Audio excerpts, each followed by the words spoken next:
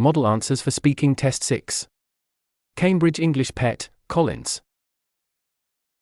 Part 1. Good evening. Can I have your mark sheets, please? I'm Donald Edmondson, and this is Sarah Hunt. What's your name?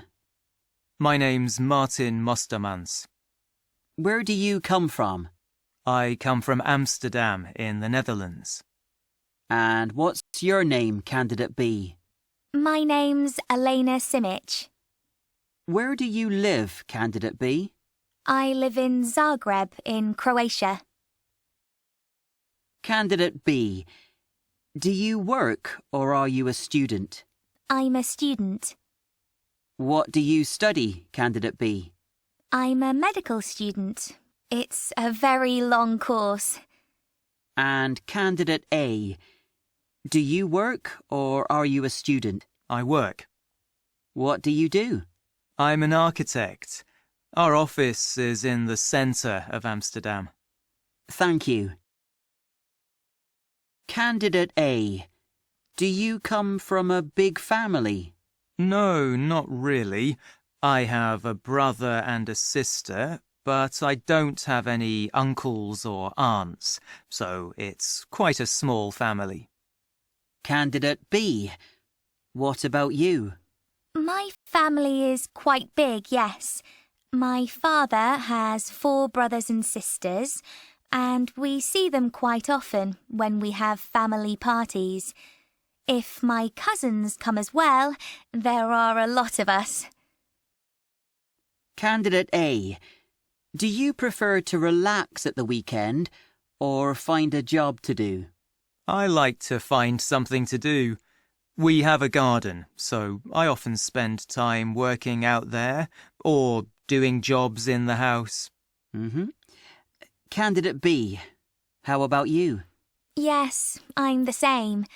I try to relax because I work hard during the week, but I don't like sitting on the sofa doing nothing. Thank you. Part 2. Now I'd like each of you to talk on your own about something. I'm going to give each of you a photograph, and I'd like you to talk about it. Candidate A, here is your photograph. It shows people waiting for a train.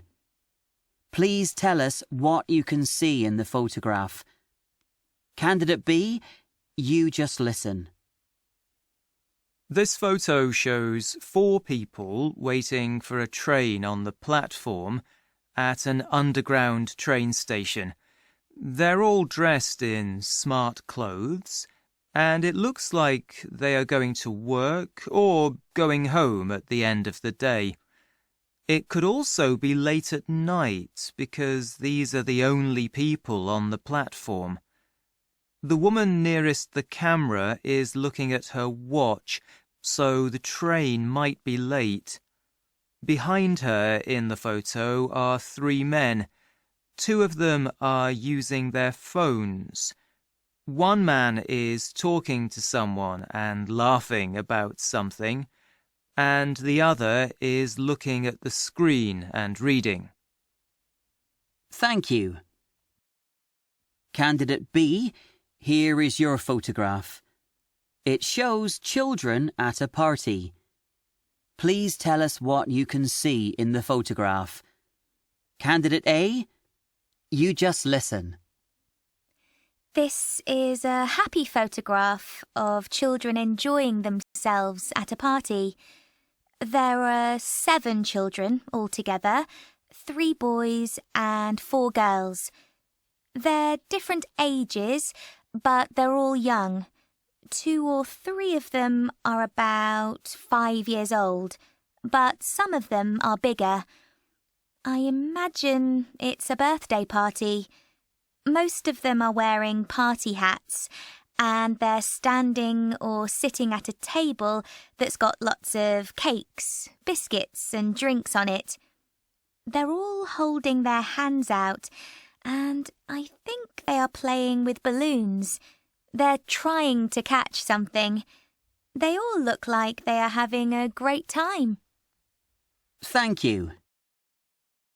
Part 3. Now, in this part of the test, you're going to talk about something together for about 2 minutes. I'm going to describe a situation to you. A woman is going on a business trip for a few days.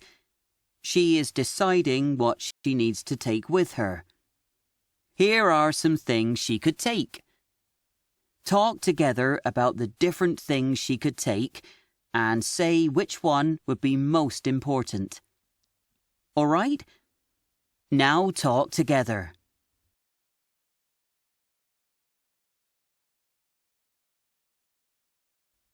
So, we have to decide how important these things are for the woman to take.